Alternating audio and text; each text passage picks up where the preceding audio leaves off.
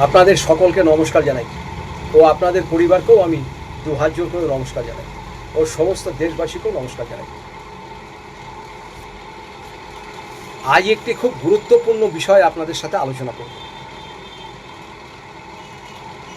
যাদের খুব দুর্ভাগ্য চলছে, অর্থ কষ্ট চলছে, পারিবারিক অশান্তি হচ্ছে, কেউ যেন মনে হচ্ছে আপনাকে দেখতে পারছে না, কোনো কাজে যাচ্ছেন সে কাজ আপনার হতে চাইছে না,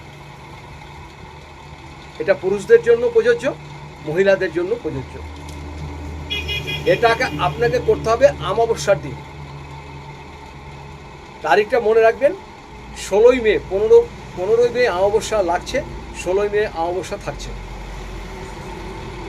বাড়িতেই করবেন, এটা বাড়িতেই করবেন। যাদের খুব অর্থ কষ্ট হচ্ছে, পারিবারিক অশান্তি হচ্ছে, যে কোনো ঝামেলা ঝঞ্ঝাটে পড়ে আছেন, চারিদিকে ঋণগ্রস্ত আছে, যারাই এরকম সমস্যার মধ্যে ভুগছেন, আপনারা এই কাজটা খালি এই দিনটাই করবেন। কাজটা খুব সহজ। আপনাকে খানিকটা গঙ্গা জল নিতে হবে, আর আপনাকে একটু তার ভিতরে গোলাপ জল নিতে হবে, একটু গঙ্গা জল আর একটু গোলাপ জল। আপনারা বাড়িতে যে বালতিটাতে চান করেন সেই বালতির ভিতরে জল দিয়ে নেবেন।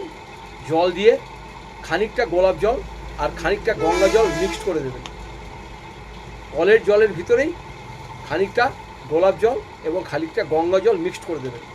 মিক্সড করে দেওয়ার পরে পুরুষ মহিলারা আপনারা সবাই করবেন। এই যে সময়টা বলবো, ঠিক আপনাকে সেই সময়টাতে স্নান করতে হবে। এই সময়টা হচ্ছে সৌভাগ্য যোগ। কারো যদি ভাগ্য খুব অবনতি ঘটে, ভাগ্যের বাধা সৃষ্টি হয়, এই দিন এই সময় যদি আপনি স্নান করতে পারেন এই জলে, তাহলে আপনার সৌভাগ্য সৃষ্টি হবে। সেই জন্য এটাকে বলা হয় সৌভাগ্য যোগ।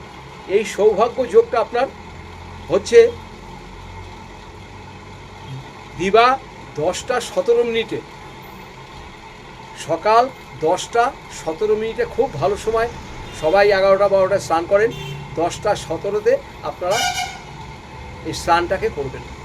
এই স্নানটা করবেন। এই স্নানটা করে তারপরে আপনারা ঠাকুর দেবতাকে একটু ধূপধুনা দেবেন, যা করার সেটা আপনারা করবেন। এটা করে দেখুন, আপনাদের ভাগ্য পরিবর্তন হতে টাইম লাগবে না।